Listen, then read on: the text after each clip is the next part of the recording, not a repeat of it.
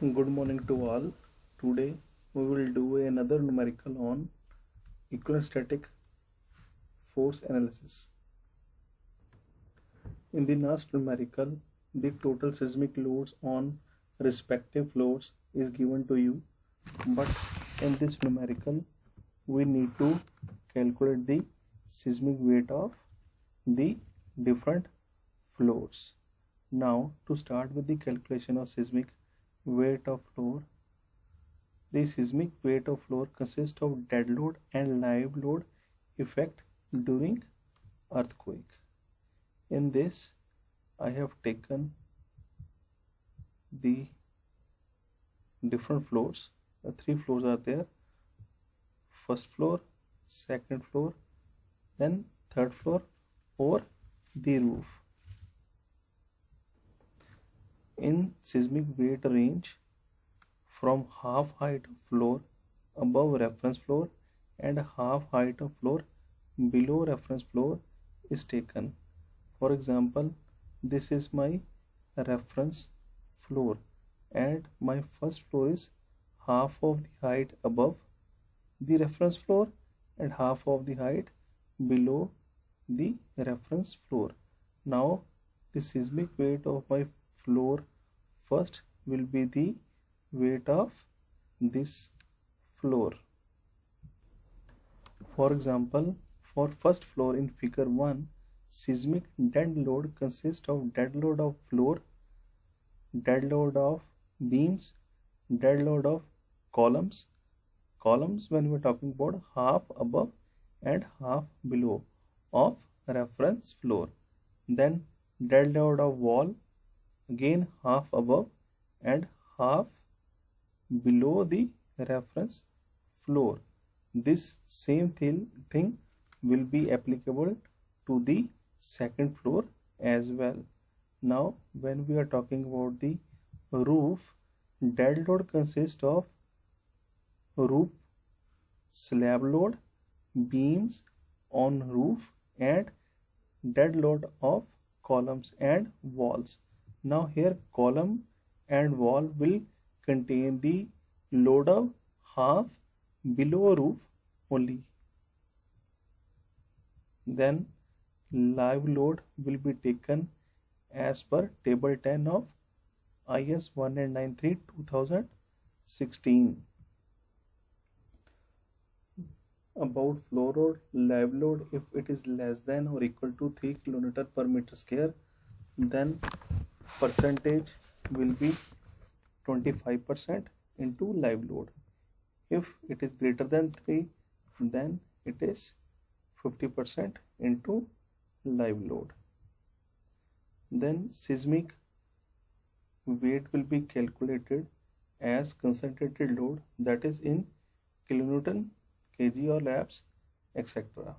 Now different dead load that we need to consider are slab load, beam load, column load, wall loads if mentioned, staircase load if mentioned, parapet load if mentioned.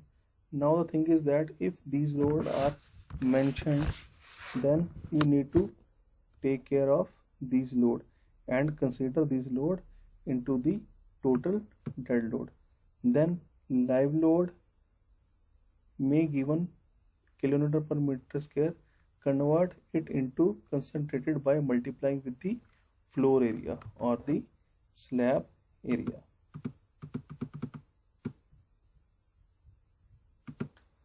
Then unit weight of concrete will be taken as 25 kilonewton per meter cube for RCC.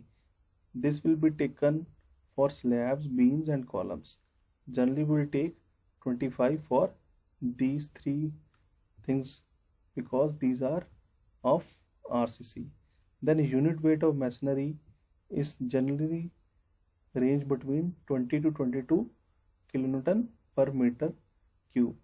These masoneries are generally walls and parapet. Then about the slab load, slab area need to be multiplied by the thickness of slab, then it will multiply with the unit weight of. Similarly for the beam, we will calculate by width of the beam into depth of the beam into length of the beam multiplied by the unit weight of concrete. Similarly, we will do this for the column as well. Then for the wall, it will be calculated by width of the wall into height of the wall into length of the wall into by unit weight of masonry, that we will select it from 20 to 22. Calculate seismic weight of given structure.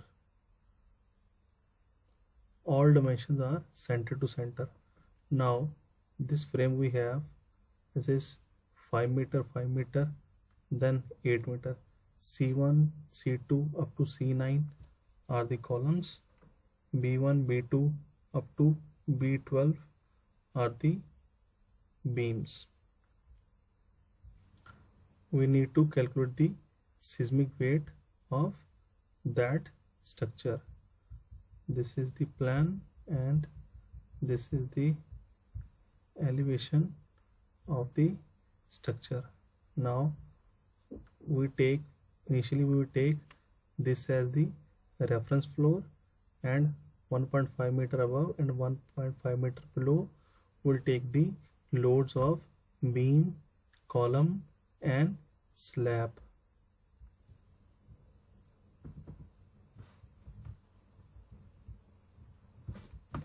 These are the different sizes we have. Beam size is 300 into 300, column size is 300 into 450, thickness of slab is 150 mm, thickness of wall is 100 mm. In this numerical we are considering the wall as well. Live load is 4 kN per meter square. Now if live load is greater than 3, then the percentage that we will add is 50%. Size of the structural member same for all the floors. Slab area that we have is 80 meter square. For the first floor, dead load of slab is 80 into 0.15 into 25, where 80 is the slab area, 0.15 is the thickness of the slab, and 25 is the unit weight of the concrete. That comes out to be 300. Now we will calculate the dead load for the beams. Total length of the beams are, now we have 6 beams of 4 meter length and 6 beams of 5 meter length on each floor. That means total length is 54 meter. Now dead load of the beam is 54, then size of the beam is 0.3 into 0.3, that 300 mm into 300 mm multiplied by 25 is the unit weight of concrete. Now in this case size of the beam is uniform, that's why we have taken the total length.